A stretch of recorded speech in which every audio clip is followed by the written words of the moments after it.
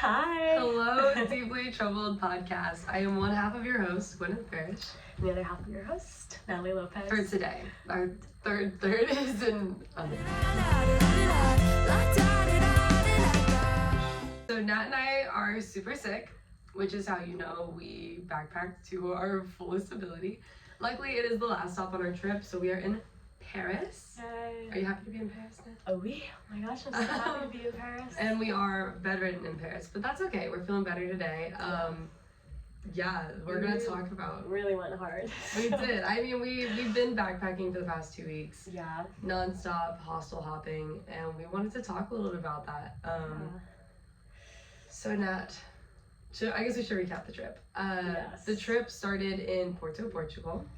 And we spent a few days there before going up to Madrid, then to Barcelona. Then from Barcelona, we went to the south of France, where we stayed in Nice and then spent some time in, like, jumping around like Monaco or something. And then, or something. There's no something. We just jumped around Monaco.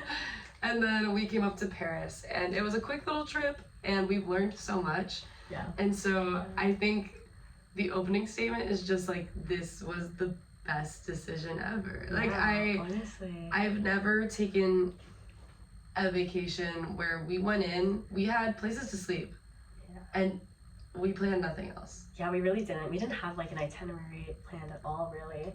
We kind of just, a lot of the time we went with vibes as well. Yeah. Asking people at the hostel or asking locals what they thought or what they recommended.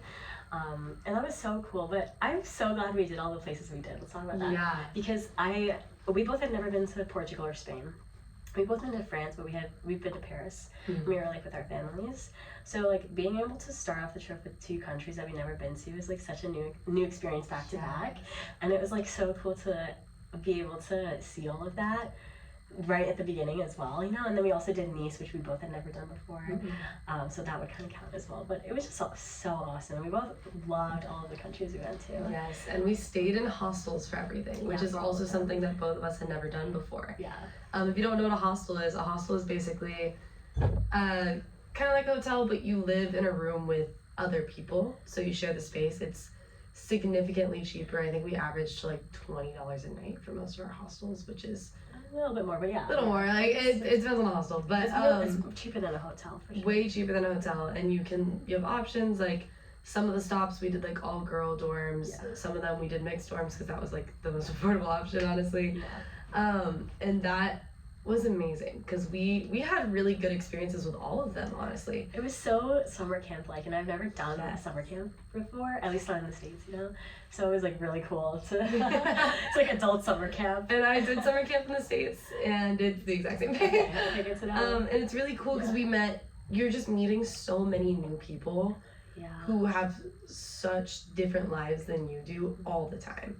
And like everybody's coming from somewhere, but like everyone shares the same desire for this adventure, to meet other people. We're all there for the same reasons, but we've lived such different lives, which has been incredible to make friends that way. And for so many people, this has been like, it's been a stop on their bucket list for so long, you know, or they had spent years saving up trying to like be able to do a trip like this where they're also traveling to multiple countries in the span of like a few weeks, like 3 months. Yeah, a lot of people were doing about 3 months of backpacking. So it's so cool that like everyone's at different spots in their lives with that. Mm-hmm. We all end up in the same place for totally different reasons. And then sometimes you get sick from being exposed to so many different things often, and that's okay. I feel very fulfilled by everything we did, and some days we just honestly like we just walked around and saw things and went places, and then we hung out with our friends, and sometimes we were just in the hostel talking to these people till 5 a.m. Yeah. And that's vacation, and that's the trip, and it was incredible. I just keep saying it was incredible, but it was incredible, and I think it's, I don't know what hit me a few months ago to think, what if we just stay in hostels and we can go to so many different places really quick? And I just had never thought to do that before. I never thought, is this possible? And then I realized it's actually very much a possibility. There's just so much world out there. There really is. And we barely did any of it, honestly, which is really cool. Was there anything that surprised you from the trip? Was something that like you weren't expecting? The places that were my favorite, I guess. Really? Like Madrid. You weren't expecting Madrid. I thought Madrid would be awesome. I wasn't expecting to love it as much as I loved Madrid. Why'd you love it so much? It was just a perfect combination of city that you could live in and also culture and history. Yeah. And I felt like it was never a dull moment every street we turned down in Madrid. We struck the jackpot with that hostel. We really did. We met some great people. We met some really great people at that one, and I feel like Madrid was the city we did the most in, I feel like. Yeah, we made the most of our time there. We did. And it was 3 nights actually, which is quite a long time for considering the duration of our other nights.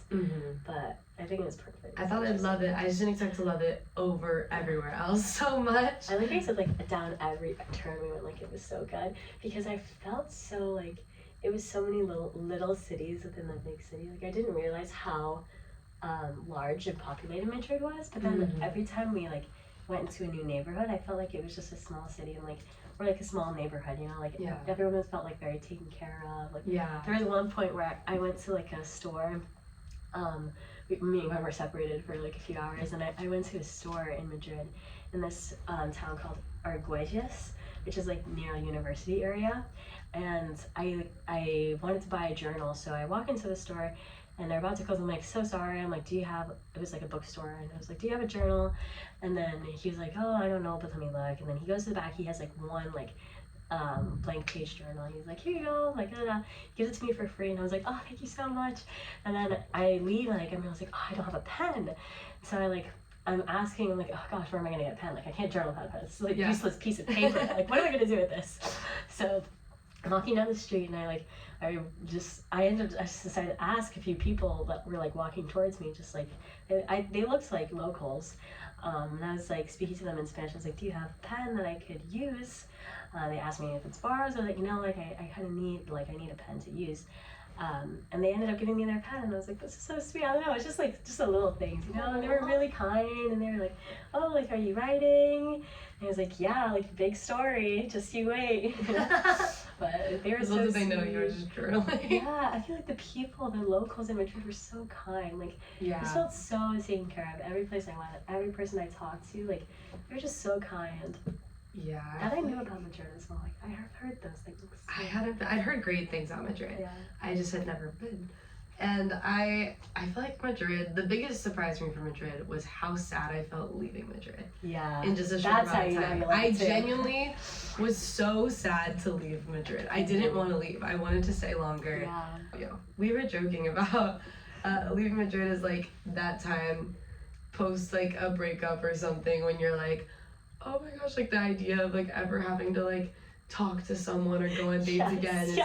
You're like, I don't want to do that. Like that sounds awful. That's how it felt to leave the Madrid hostel. So you're like, oh, now we have to go meet people again, and we have to like form these friendships, even though we went to Barcelona and formed friendships and it was great. But it was like that feeling, and it was dang, we have to start all over again. I think that surprised me how emotionally impacted I was by our really short amount of time in Madrid. Yeah. I feel like if we kept going, we did multiple cities and we kept having similar experience, we would constantly be fighting that same experience. Like that doesn't sound like something that is uncommon, I guess. No.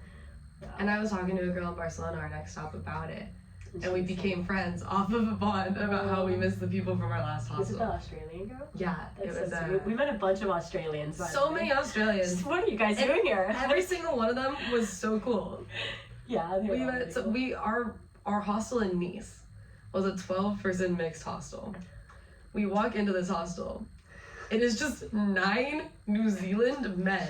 They don't all know each other either. Like some of them do. One of them was a big group of 7, and the other was a group of 2. But for some reason, they were all from New Zealand. Yeah.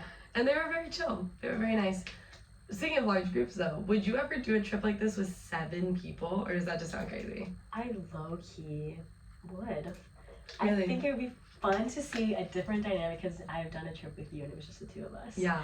I'm really curious what it would be like, but it would have to be, I don't know, I mean, I couldn't control who all the 7 people were, so I guess I couldn't say.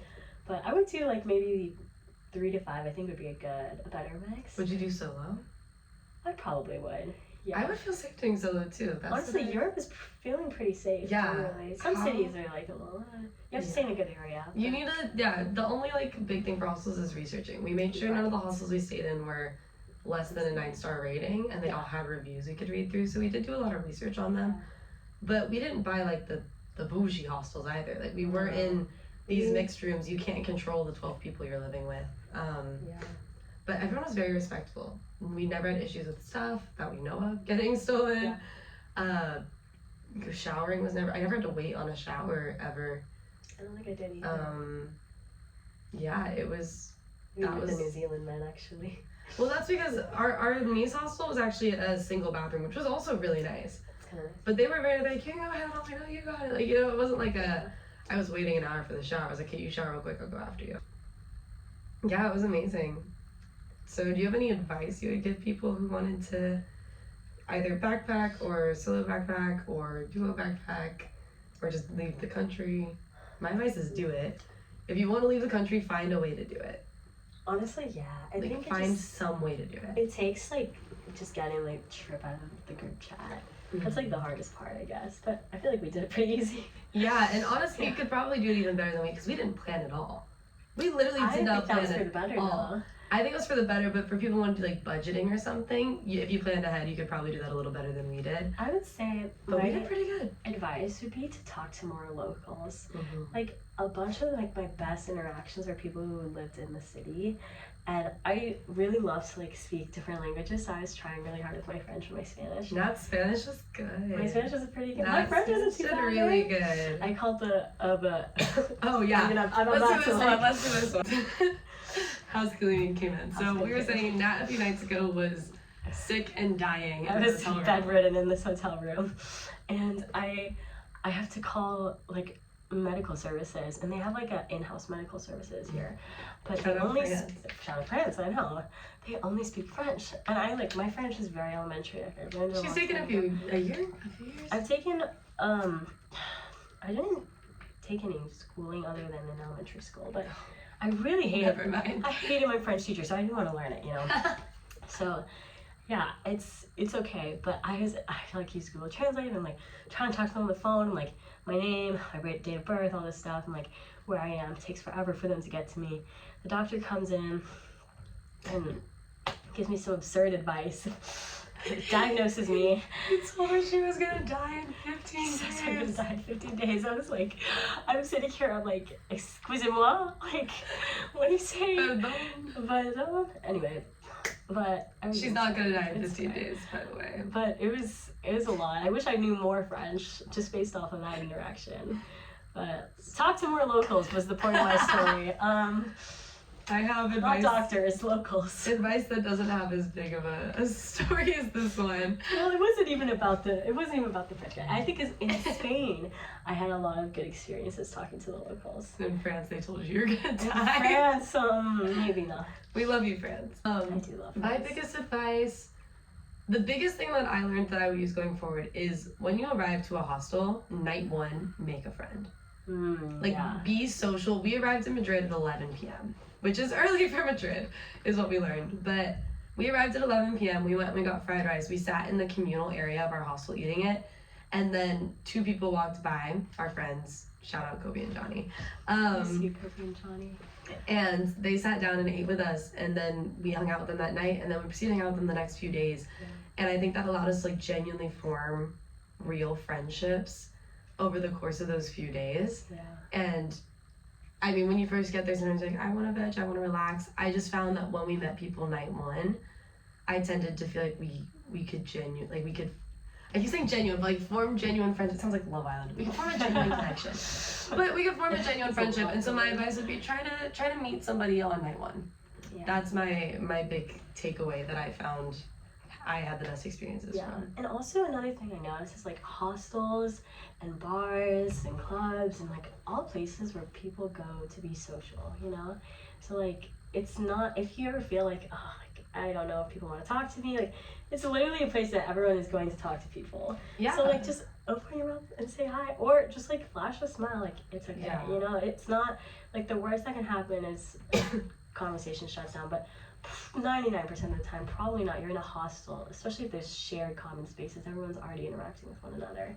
I think that's awesome too. Like I imagine that's what summer camp feels like. Yeah. Well. You're confined to the space with people, but granted, you do have to, sometimes you'll shoot your shot and it'll miss in terms of friendships. Like I feel like a lot a lot of our friendships were formed outside the room. Not as many of them were formed inside the room. Yeah, we didn't really talk to people. Because people are resting and stuff. You don't want to true. disturb. You don't have your own space, obviously, ever.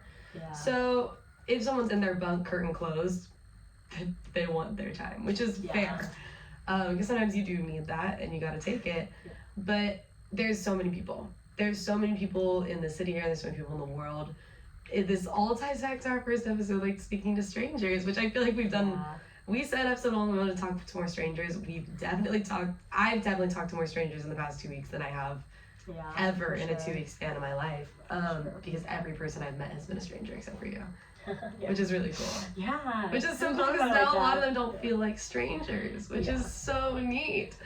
But yeah, just speak to people. People want to be spoken to. Mm-hmm. You know, something interesting I found coming into the trip, I was kind of nervous about it, but Americans have this stereotype about being like too obnoxious and too loud. But I've really kind of like changed my mind about it because I know like you're pretty loud. Like we know Gwen's pretty loud. I can like keep it. That's why there's the past 2 episodes we filmed. Hey, they're getting thrown away. Audio doesn't work. That's a whole other problem though. It's not about it's about the audio.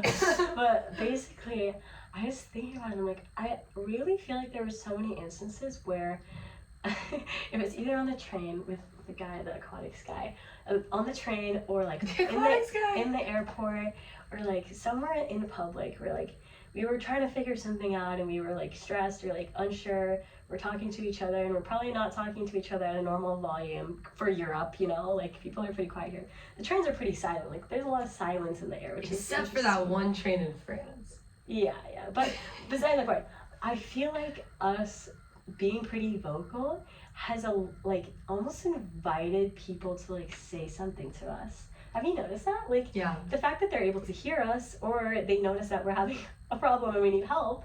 We don't ask for it, but like there's like a stranger that will go, oh yeah, like one of the guys on the train was like, oh yeah, like you should sit over there because this is where the view of the sea will be, you know, on the ocean. And I was like, oh my gosh, like and then he sat with us the whole train, and we talked to him for like 4 hours. This is a cool guy. He's a PhD student in Portugal. He's studying like underwater acoustics. Very cool. Shout out Ugo. Yes, our diva, love him. This is a shout out episode. I also found it so. There's been like 2 ways I feel like we've connected with people so much. One, people have like very specific interests that they want to talk about, and just having the curiosity and the interest to let them talk about it and then share yours back, or like common interest as well. There's like certain things that were brought up, I feel like, at every stop with every person I met at some point that just like established a friendship. I'm thinking like the solar eclipse people we met.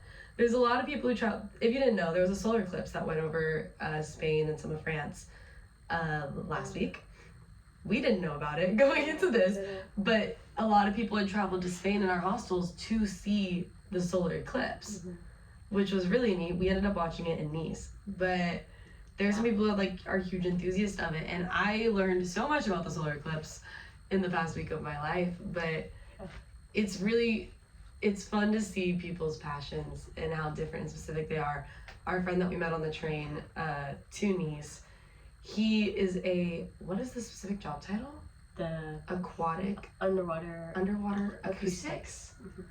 It's all about underwater acoustics. I didn't know that was a thing, and now I know exactly how they get every sound from underwater, which is so cool.